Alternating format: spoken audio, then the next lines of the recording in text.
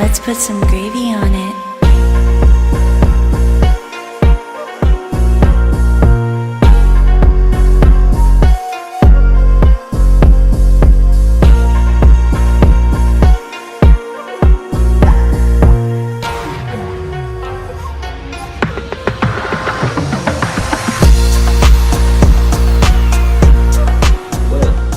Good evening, our viewers. We'll be aboard the weekly sports updates on Koboko Online TV. And get set, you who are watching us on YouTube, on Facebook, we want to say we'll be aboard. It is the weekly sports update on Koboko Online TV. And my name is David, the Kako boy. With me, I have my colleague. I would love the self-introduction bit.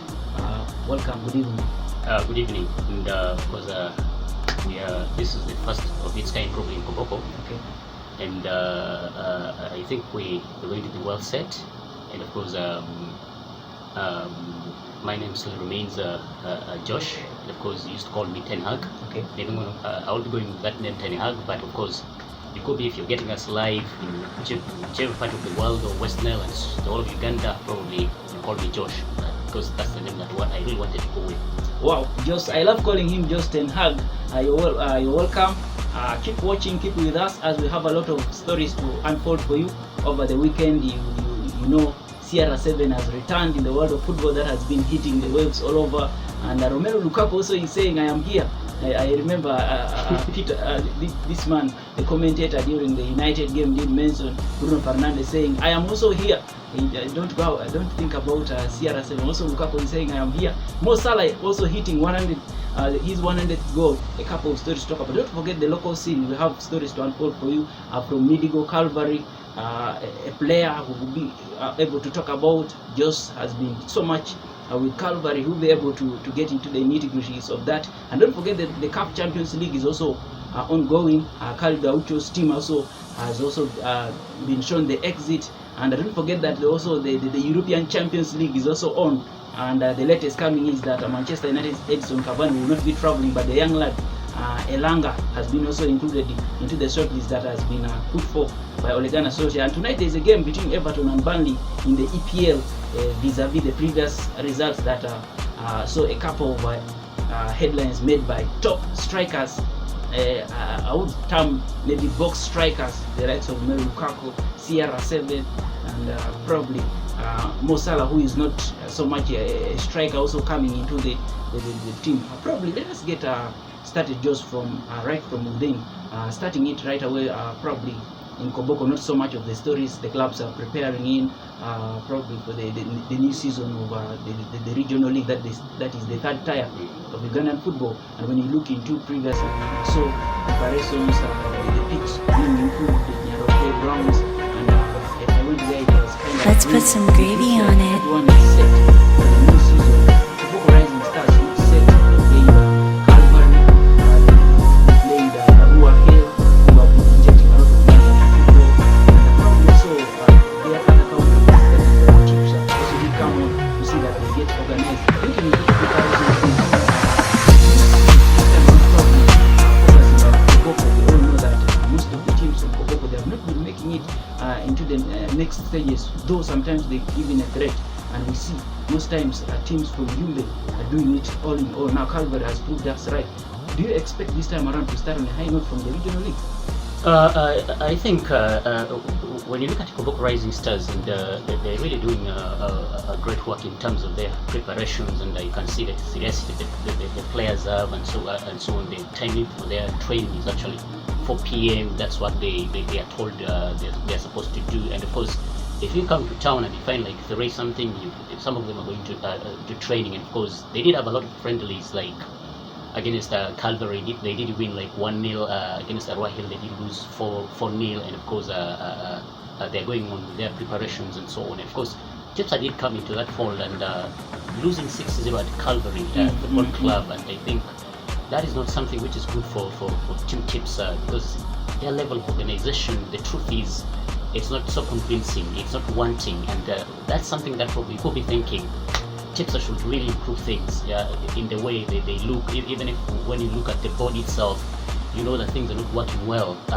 with the board. So that means, the whole problem begins from the board. If the board is well organized, that means the whole setup of the team looks organized.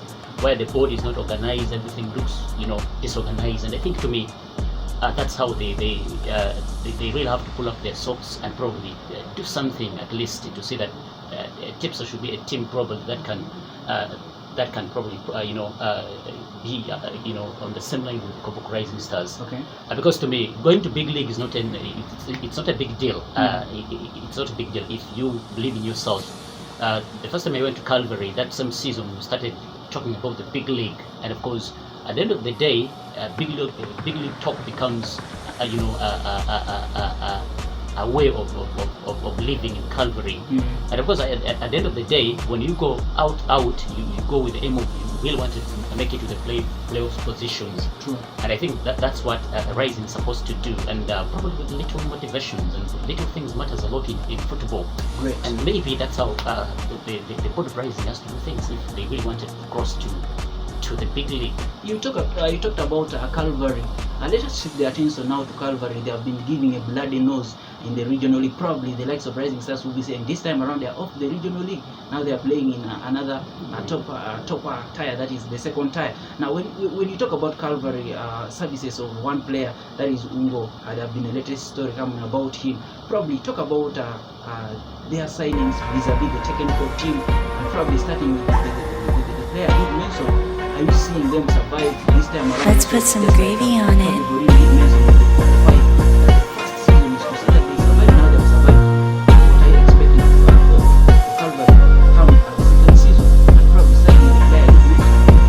I think when you look at Calvary, this is a team that has ambition, especially this season.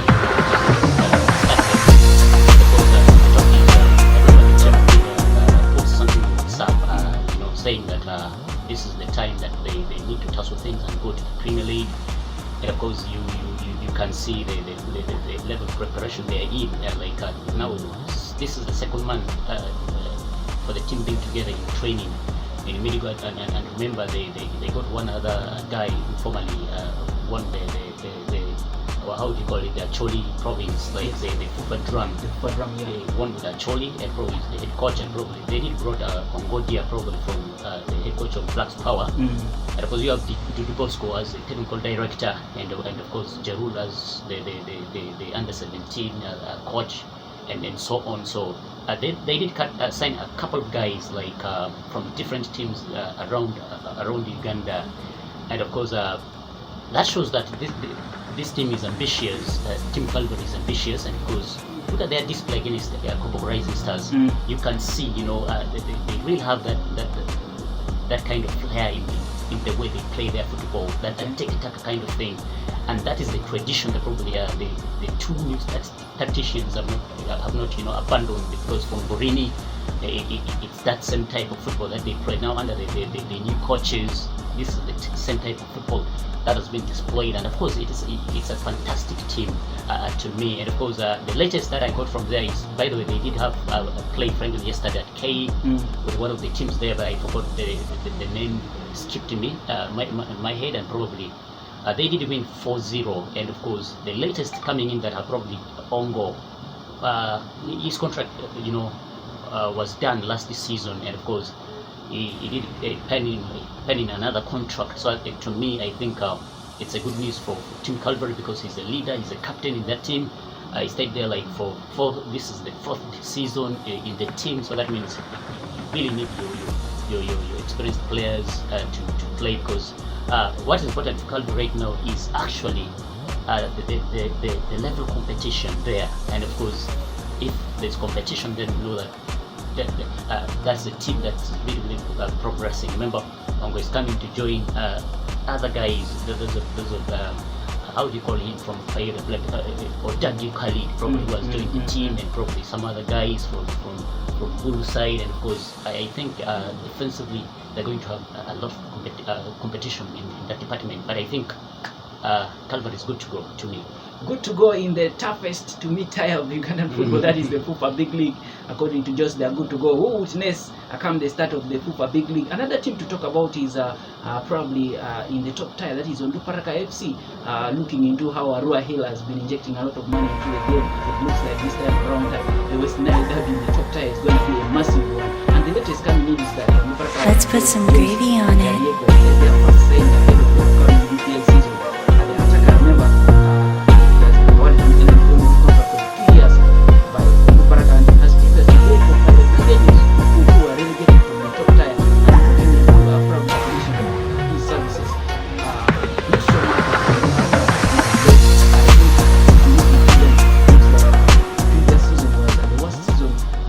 since their promotion.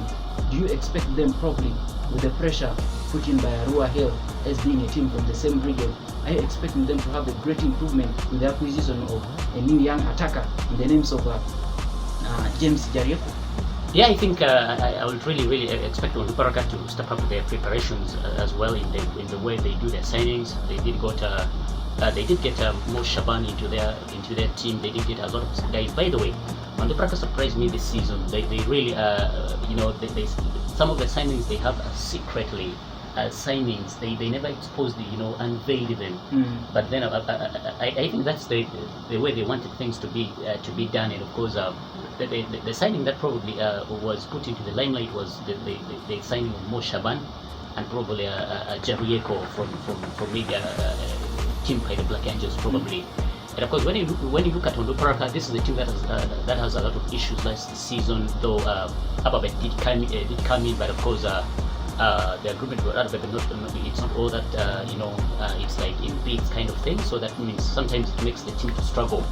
But now I think the kind of Arua Hill to me it's something it's an eye opener for team Onduparaka, because if you don't play your cards well, then I think our football in Uganda has a lot of politics. Then probably the football politics will work against you, or probably you will get yourself in the relegation positions, because a lot of things will be happening and so on. But I think Arua Hill came at the right time where Onduparaka is struggling, and of course that means Onduparaka has to put things right, even if it means like looking for sponsors to get the finances onto their side, because what is important is player management itself. How are you going to manage these players? Now Shaban is in your team, Jericho is in your team, other guys are in your team. How are you going to manage them without the finances?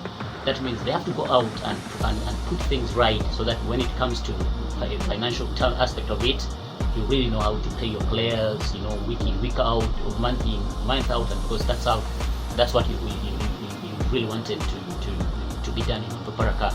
And of course, to me, it's really Arua Hill's evolution is something so good to me, so that Onduparaka improves, where they never improved, and maybe things could be working for them as well. Wow, very great right there. A great challenge in the world of football. That is it for the top stories making headlines in the West Nile region when you talk about football.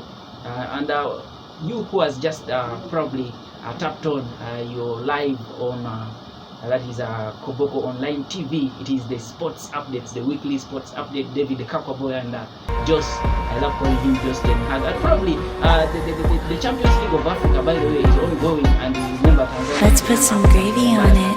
After losing 1-0, Nigeria City vs United. Not so much. We shall be talking about that one probably. You remember how Express also did struggle in their game from the great Atlas that is in the CAF Champions League. And by the way, reminding you, the CAF Champions League yesterday, they were games playing.